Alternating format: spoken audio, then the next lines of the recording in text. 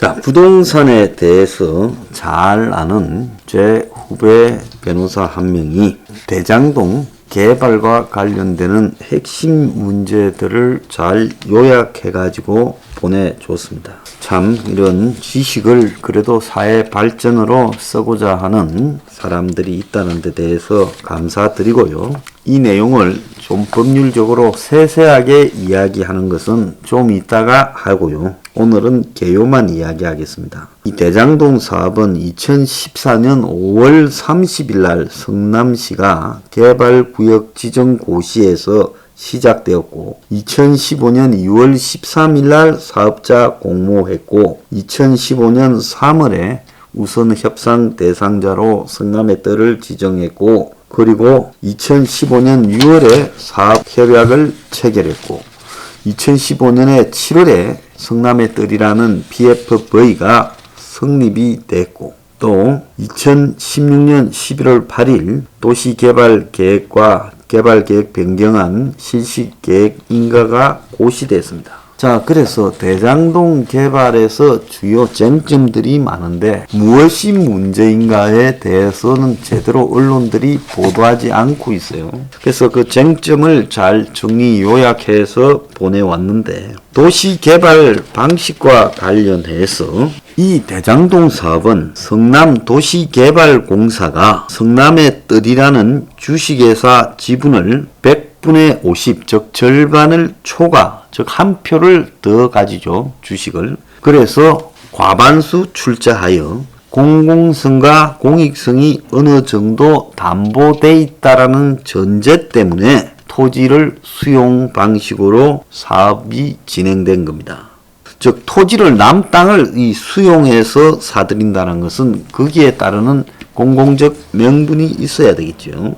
즉 수용 방식으로 도시대 개발이 진행된 것이 정당화되는 까닭도 사업 시행자의 과반 지분을 보유한 성남도계공이 실질적으로 이 사업의 주체라는 점 때문에 된 것이기 때문에 성남도계공은 공공성을 담보로 사업을 시작했기 때문에 사업에 따른 이익을 과도하게 추구해서도 안 되고 이익이 발생하더라도 적어도 지분 비율에 상응하는 이익을 보장받도록 함으로써 이 사업이 공공성과 공익성을 반영할 수 있도록 노력할 의무가 있다고 본다. 이렇게 이 사업의 성격을 규정하고 있습니다.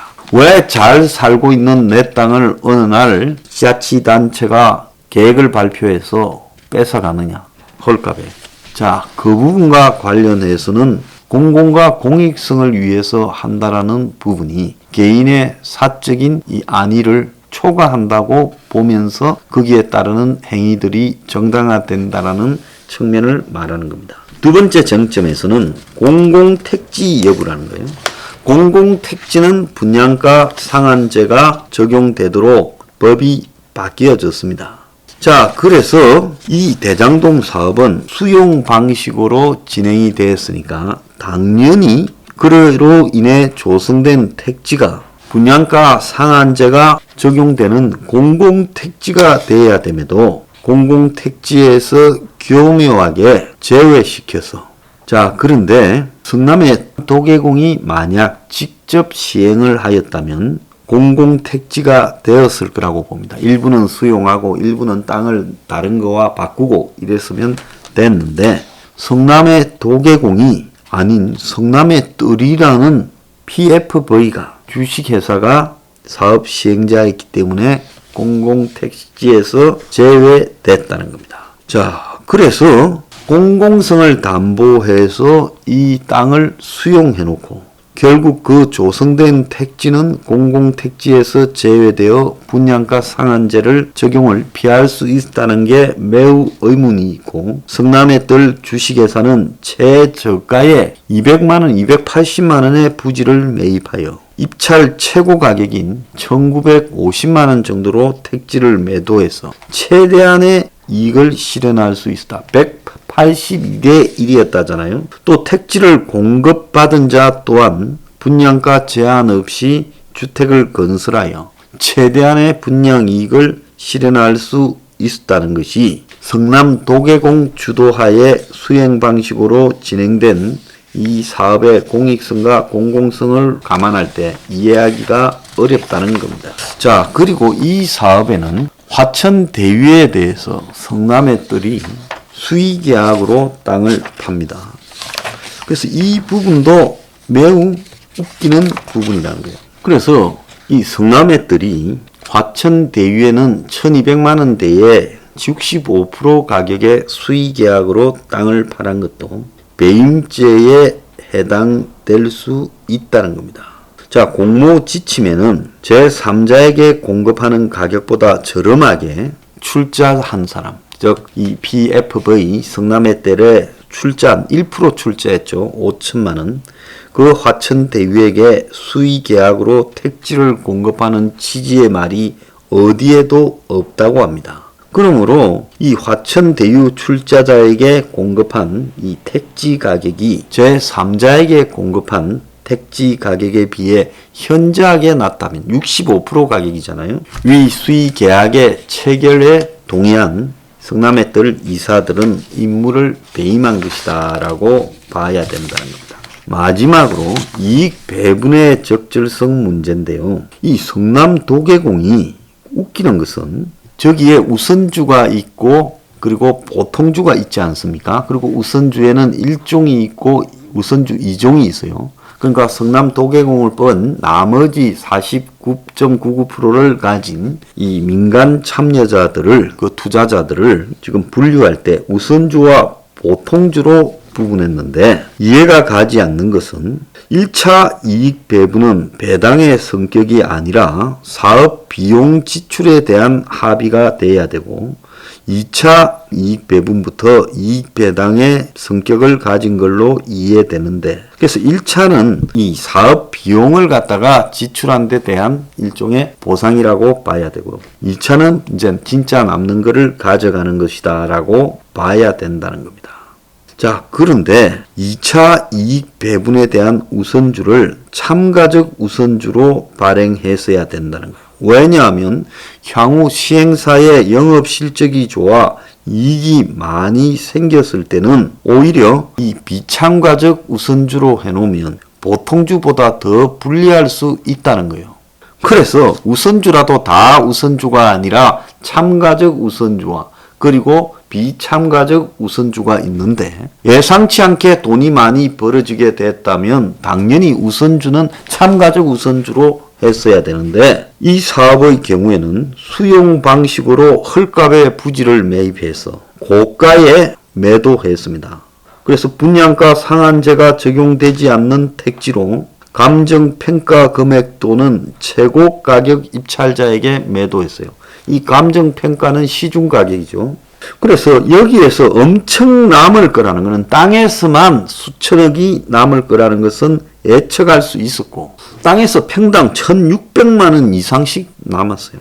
그러니까 여기에 엄청난 이익이 예상이 이미 됐기 때문에 성남 도계공이 다른 특별한 사정이 없이 우선주 참가자들을 비참가적 우선주로 발행을 했다. 그래서 거기에 참가한 7개의 은행과 그리고 또 정권회사 등 재무적 투자자는 비참가적 우선주가 되어버렸다는 겁니다.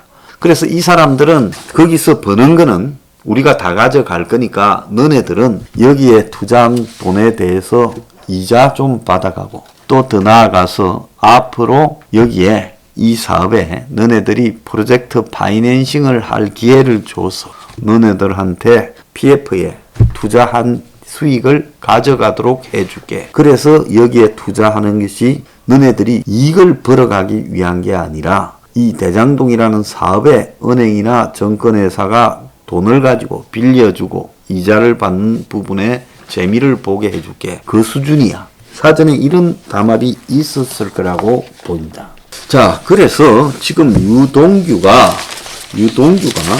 뇌물을 받았을다. 이런 이야기는 지금 이제 공공연하게 나옵니다. 유동규가 작년에 화천 대유에 거액을 수수해서 그래서 경기관광공사 사장 물러나기 전에 배당 수익을 언급하며 돈을 받았다. 그래서 현금을 들고 식당에 가서 모든 결제를 갖다가 유동규가 했고 돈 잘 썼대요. 도계공 직원들 때리고 회식도 많이 하고 전부 현금을 들고 뿌렸고, 심지어 회식하고 난 이후에 대리기사 불러라고 별도로 돈도 주고 룸살롱에 가서도 아가씨들한테 잘 꼽아주고 했고, 또 다른 성남 도계공의 간부는 외제차를 타고 다니고, 그래서 돈을 팍팍 뿌렸는데 유동규가 현금을 받은 내용이 회계사 정영학의 제출 파일에 다 들어 있다는 겁니다. 그래서 검찰이 뇌물수수 혐의 관련 자료를 확보를 했다라고 이야기까지 나오고 있습니다.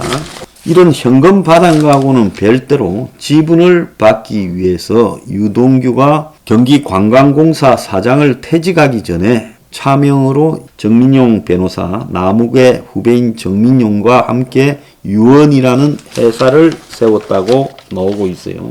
그래서 1, 2, 3호 천하동인은 김만배, 나머지 4, 5, 6건 남욱이 사실상 관장하고 있었다. 이렇게 보고 있어요. 그래서 정영학에게는 눈꽃만큼 주고 나머지는 각자가 김만배가 챙겨야 될 사람, 또 남욱이 챙겨야 될 사람한테 주기 위한 용도가 아니었느냐, 그런 이야기까지 나오고, 성남 도공의 간부가 천하동인의 차명 지분을 보유했단 말이 녹취록에서 나왔고, 그래서 유동규가 천하동인 1호의 실소유주라는 이야기까지 나옵니다. 그래서 유동규가 뇌물수수를 어떤 행태로든 한 것은 기정사실로 보이고, 이 정권의 검찰이 봐줄라 해도 유동규는 아웃을 시키는 선에서 봐줄 거라 봅니다. 김만배나요. 자, 그러면 이들이 꼬리를 잘리고 침묵하면서 이재명 대통령 당선되기를 학수고대하는 포지션을 취할 가능성이 높지요. 그런데 유동규가 뇌물수수라면 그 뒷배경인 이재명은 그야말로 유동규의 범죄를 몰랐다면 이거는 이런 무능도 없어요. 이렇게 다 해먹도록 지 마음대로 밑에 있는 과거 민간인 그냥 덧보잡 출신에서 이렇게 헤쳐먹어버리는 핵심이 되었다면, 그런 자를 뽑아다가 이런 자리에 억지로 밀어넣은, 그런 경력 관리를 해서 밀어놓은 이재명의 대통령 자격에 근처도 못 간다고 보고 있고, 만약에 이재명이 유동규가 일부러 그런 판을 짜서 해먹도록 시켰다면 그것은 공범이죠. 그래서 이재명은 여기에서 지금 어디에 해당되는지 이 부분을 밝혀야 되는데, 이 검찰이 이 부분을 밝히는데 흙탕물을 뿌릴 거라고 알만한 사람들은 다 알고 있습니다. 그래서 우리가 열심히 투쟁해야 돼요.